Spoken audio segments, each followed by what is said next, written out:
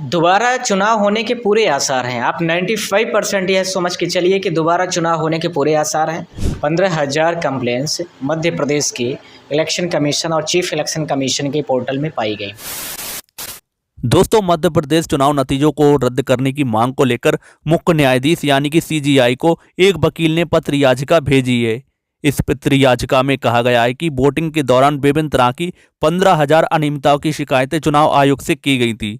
मध्य प्रदेश की मैं स्पेसिफिक बात कर रहा हूँ। अभी 15,000 कंप्लेंट्स मध्य प्रदेश के इलेक्शन कमीशन और चीफ इलेक्शन कमीशन के पोर्टल में पाई गई, जिसको कि पत्रिका न्यूज़पेपर ने अपने पोर्टल्स पे उसको प्रिंट मीडिया के माध्यम से भारत देश के पोर्टल्स पर उसको रखा।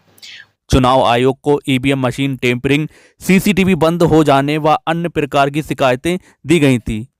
ये 15,000 शिकायतें चुनाव आयोग के पोर्टल पर भी मौजूद हैं। पत्र याचिका में आरोप लगाया गया है कि चुनाव आयोग ने इन शिकायतों पर फैसला लिए बिना ही प्रत्याशियों के सर्टिफिकेट जारी कर दिए हैं। ये पत्र याचिका वकील नरेंद्र मिश्रा ने दाखिल की है। दोस्तों, एक इंटरव्यू के दौरान वकील नरेंद्र मिश्रा ने क्या बताया, पूरा मामला इस वीडियो में देखिए।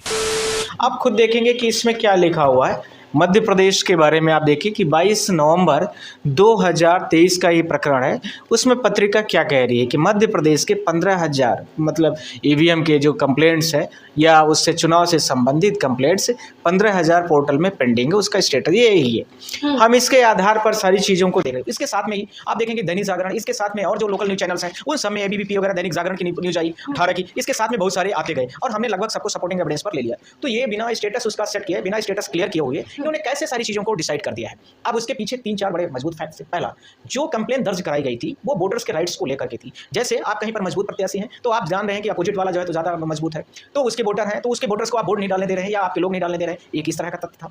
दूसरा, कोई गरीब जनता है, गरीब जनता को मारा पीटा जा रहा है, उनके इलेक्शंस की जो वोटिंग राइट्स है उसको जो है तो वायलेशंस में वायलेट कर रहे हैं आप। तीसरा, ईवीएम की मशीन जो है स्ट्रांग रूम से शिवपुरी वगैरह जैसे बड़े उदाहरण आए हैं वहाँ पर पाई जा रही है। उज्जैन वगैरह में भी आप लोगों ने बड़ी बड़ी घटनाओं के बारे में देखा है, पूरे भारत देश को पता है।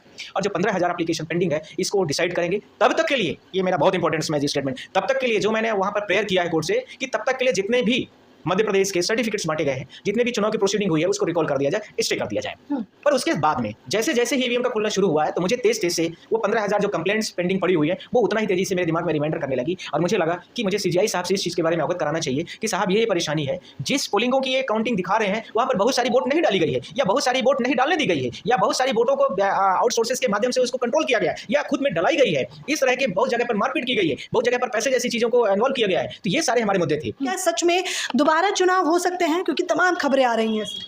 दोबारा चुनाव होने के पूरे आसार हैं। आप 95% यह समझ के चलिए कि दोबारा चुनाव होने के पूरे आसार हैं और अभी चुनाव पर तुरंत स्टे होंगे। ये भी आप देखना।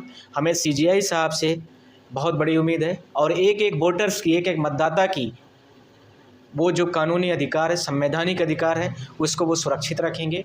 भारत देश के संविधान के सबसे बड़े वो रक्षक हैं। उनकी जवाबदेही भी है, उस कुर्सी की भी जवाबदेही है और इतने हम्बल पर्सन हैं कि मेरे पास कोई शब्द नहीं है। दुनिया के जो जस्टिस का एक लिस्ट यदि मेरे नज़र में आप बोलेंगे तो उनसे बढ़ के मेरे नज़र पर कोई अभी नहीं दिखता है मुझे। तो इसलिए भी मैं बहुत हम्बली तरीके से उनके सामने प्रेजेंट होने वाला हूँ।